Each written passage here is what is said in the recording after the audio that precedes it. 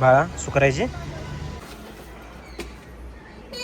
काय नाही बाळा काय नाही पुरी पण आली. तर गुड मॉर्निंग फॅमिली, स्वागत आहे आपल्या नवीन ब्लॉगमध्ये. तर रुद्राची आज एक्झाम आहे आणि तिचा स्कूलचा टाईम झालेला आहे आणि तो इथे बघा काय करतोय, फिटिंगचं काम करून राहिलं. गाडी वगैरे खोललेली आणि अभ्यास करायला सोडून दिला बाळाने. बाळा तुझी एक्झाम आज माहिती ना तुला? कसला पेपर आहे तुझा? अभ्यास केलाय तू? बघा लय अभ्यास केलाय त्याने. गडी का सोपं आहे का?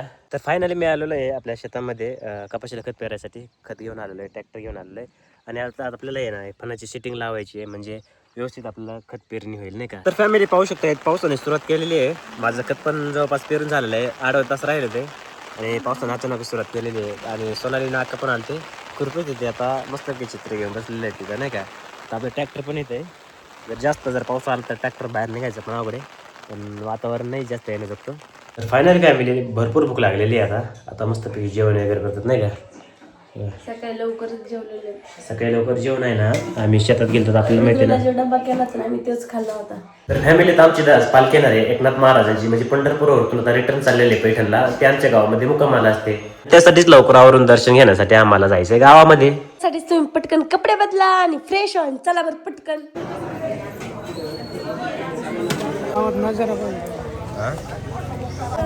कुठं?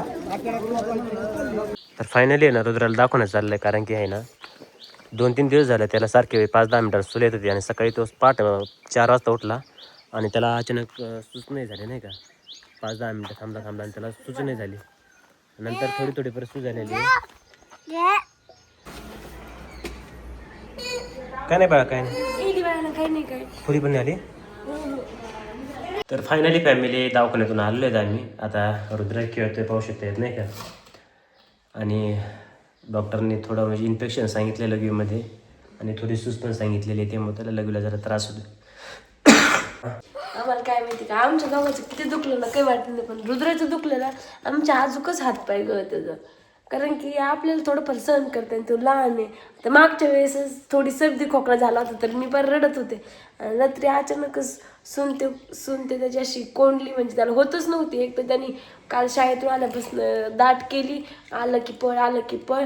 आणि रात्री झोपेतून सुमारे 4-5 वाजता 4 वाजता उठला होता. 4 वाजता मला उठलं की बाबा मला सूल जायचं. मी त्याला घेऊन गेलो सूला आणि थांबला 5-10 मिनिटं थांबला, पण सूच व्हायना नाही का. आणि तो म्हणजे रडायला लागला नाही का, मला सू व्हायना बाबा म्हणून. मला असं भयानक म्हणजे मला हे नाही का टेन्शन आलं. म्हणलं संध्याकाळी 4 वाजल्यात आणि याला सू आहे नाही आणि जर याच्या पोटात म्हणजे फुगले वगैरे म्हणजे भरपूर असं डोक्यामध्ये असं विचार आले. आणि माझं BP लो झाला आणि डायरेक्ट मी आहे का तिथंच चक्कर येऊन पडलो होतो. जवळपास 15-20 मिनिटं मला काहीच सुधरत नव्हतं, एकदमच घाम वगैरे आलता. आणि काय झालंय, एक जवळपास 10 ते 15 दिवस झाले आमच्या घरी प्रत्येकाला दुखणं चालू आहे. अक्काला, भाऊला, मला, सोनालीला आणि रुद्राला. हो खेळतो बा. आता लागला खेळायला आणि आल्यापासून आता तरी एकदा सुद्धा गेलं तर आता झाली व्यवस्थित नाही का. आता गोळ्या औषध दिलेले आहेत, रिपोर्ट वगैरे थोडे आलेले आहेत. मी तर सगळ्यात जास्त परेशान झालोय. 8-10 दिवस झाले मी रोज हॉस्पिटलमध्ये. भाऊला झालं का, अक्काला घेऊन अक्काला झालं का, माझं झालं का, सोनालीला आणि आता रुद्राला.